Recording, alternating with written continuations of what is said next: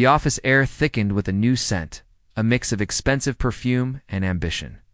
Her name was Trin, the new manager, and she moved with a confidence that bordered on predatory. Her target was clear from day one. Min.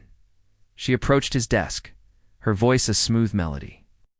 While I watched from afar, a silent observer to this unfolding drama, Min, ever the professional, kept their interactions polite and brief, but Trin wasn't deterred. She was a woman on a mission, determined to impress him with her wit and charm.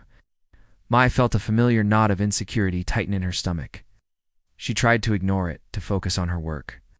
But Trin's laughter echoed in the open-plan office, a constant reminder of her presence. "Someone's looking a little green," Lan whispered, nudging Mai playfully. "Don't be ridiculous," Mai snapped back, maybe a little too quickly. Her denial hung in the air, as transparent as glass. The team dinner was supposed to be a chance to relax, to bond. But for Mai, it was a stage for her own private torture. Trin, with a calculated move, slid into the seat right next to Min. A perfectly manicured hand rested casually on the back of his chair.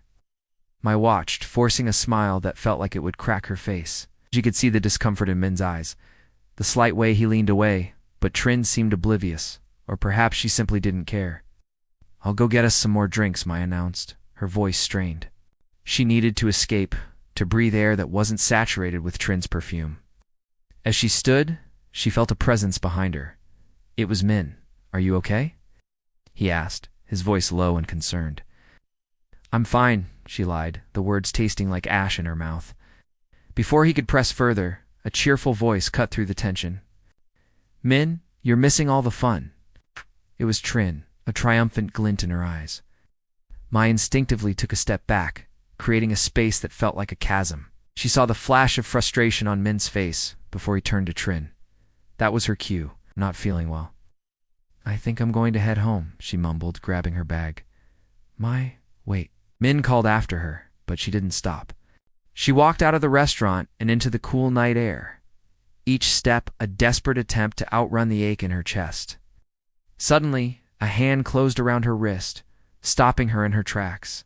She turned, her heart hammering against her ribs. It was Min, his face etched with a mixture of hurt and confusion. "Why are you avoiding me?" he asked, his voice raw.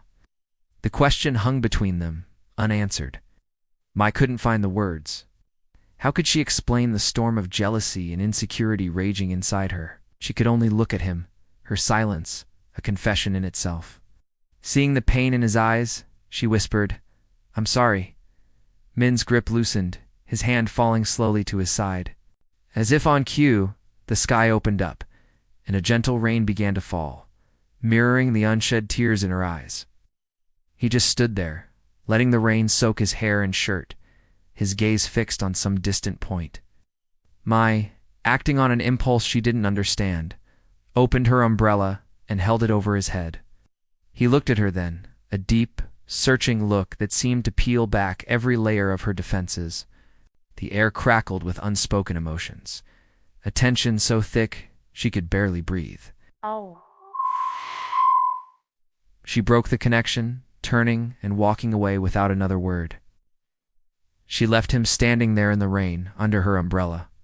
From the restaurant window, Trin watched the scene unfold, her expression unreadable. From a distance, Min clutched his chest, as if trying to hold himself together. In the back of a taxi, Mai finally let the tears fall, silent sobs shaking her body. And in his car, Min drove home in a heavy silence, the rhythmic swish of the windshield wipers counting out every beat of his frustrated heart.